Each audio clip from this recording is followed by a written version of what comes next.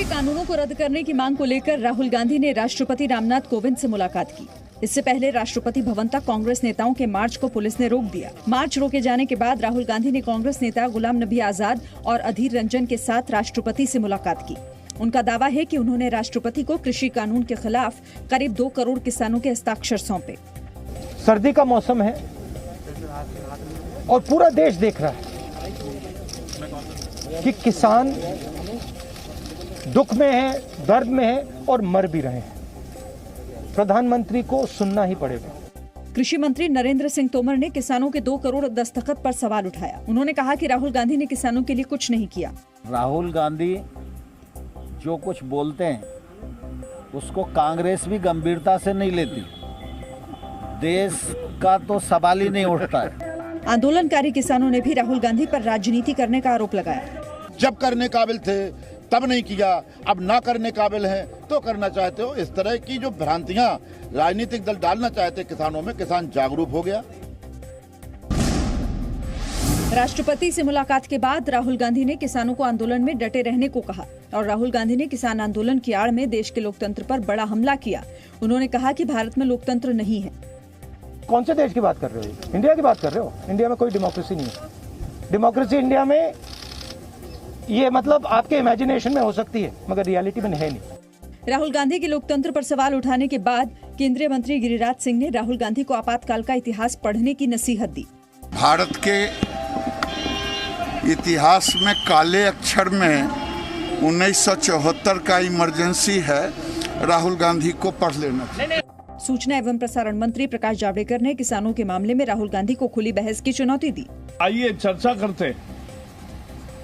मैं सिद्ध करूंगा कि कांग्रेस ने किसान का हित को हमेशा कैसे अनदेखी किया। सस्ता अनाज मिले इसके लिए किसान को हमेशा गरीब रखा। कृषि कानूनों का समर्थन कर रहे किसानों का दल आज कृषि मंत्री नरेंद्र सिंह तोमर से मिला। बागपत, आगरा, मथुरा, अलीगढ़, हाथरस समेत पश्चिमी उत्तर प्रदेश में अलग अलग जिलों से आए किसानों ने कृषि मंत्री नरेंद्र सिंह तोमर के साथ बैठक की। किसानों ने कृषि मंत्री से मिलकर कहा कि कृषि कानूनों को खत्म करने की कोई जरूरत नहीं, केवल नए कानून को लेकर लोगों में जो भ्रम है उसे दूर करने की जरूरत है। जितने भी महत्वपूर्ण कृषि नेता हुए सबने ये कहा था कि किसानों को मंडी के संजाल से कैसे बचाया जाए, और वो बच गया है। अब वो चाहे जहाँ अपना माल लिया जाता है उसे कोई दिक्कत नहीं होती। कानून आज इतना अच्छा बना है कि जिस दिन से मंडी खत्म हुई हमारे किसान आराम से गाड़ी ले जाने लगे। किसानों संग बैठक के बाद कृषि मंत्री ने कहा कि सरकार सभी किसान संगठनों से बातचीत के लिए तैयार है। किसान कृषि मंत्रालय में आएगा तो कृषि मंत्रालय के दरवाजे खुले हुए हैं। मैं आंदोलनकारी किसानों से भी बात करता हूं और जो समर्थन में हैं उन सब किसानों से बात करता हूं। मुझे आशा है कि रास्ता निकलेगा और बातचीत होगी। इससे पहले सरकार ने कृषि संगठनों को पत्र लिखकर बातचीत के लिए आगे आने को कहा। केंद्र सरकार ने 23 तारीख को किसानों की तरफ से मिले पत्र के जवाब में ये पत्र भेजा है। पूर्व प्रधानमंत्री अटल बिहारी वाजपेयी के जन्मदिन के मौके पर बीजेपी देश भर में किसानों से संवाद करेगी। किसानों के साथ बीजेपी के बड़े नेता और कार्यकर्ता भी देश के अलग अलग हिस्सों में इस कार्यक्रम का हिस्सा बनेंगे। इस मौके पर प्रधानमंत्री नरेंद्र मोदी देश भर के 9 करोड़ से ज्यादा किसानों को पीएम किसान सम्मान निधि योजना के तहत 18,000 करोड़ रुपए की अगली किस्त भी ट्रांसफर करेंगे। सभी विकास खंड पे कार्यक्रम होंगे, पंचायत केंद्र पे कार्यक्रम होंगे और किसान उसमें भागीदारी लेगा। 3,000 से अधिक तो केवल उत्तर प्रदेश में ही कार्यक्रम हो रहे हैं। इसलिए अभी तक जैसे मैंने कहा सूचना 19,000 से अधिक स्थानों की सूचना आ चुकी है। प्रधानमंत्री वीडियो कॉन्फ्रेंसिंग के जरिए देश भर के किसानों को संबोधित भी करेंगे। इसके लिए 19,000 से ज्यादा जगहों पर प्रधानमंत्री का संबोधन सुनने के लिए इंतजाम किए गए हैं। प्रधानमंत्री के इस कार्यक्रम से गृह मंत्री अमित शाह सहित कई केंद्रीय मंत्री, उत्तर प्रदेश के मुख्यमंत्री योगी आदित्यनाथ, पार्टी के वरिष्ठ नेता अलग अलग जगहों से जुड़ेंगे। बीजेपी भारत रत्न अटल बिहारी वाजपेयी के जन्मदिन को सुशासन दिवस के तौर पर मनाती है। प्रधानमंत्री नरेंद्र मोदी ने आज विश्व भारती यूनिवर्सिटी के शताब्दी समारोह को संबोधित किया। प्रधानमंत्री मोदी ने अपने संबोधन में गुरुदेव रविंद्रनाथ टैगोर के एकला चलो रे के मंत्र को दोहराया। उन्होंने कहा कि एकला चलो रे के दर्शन से ही देश आत्मनिर्भर बन रहा है। प्रधानमंत्री ने कई घटनाओं के जरिए गुरुदेव रविंद्रनाथ टैगोर के गुजरात कनेक्शन की भी चर्चा की।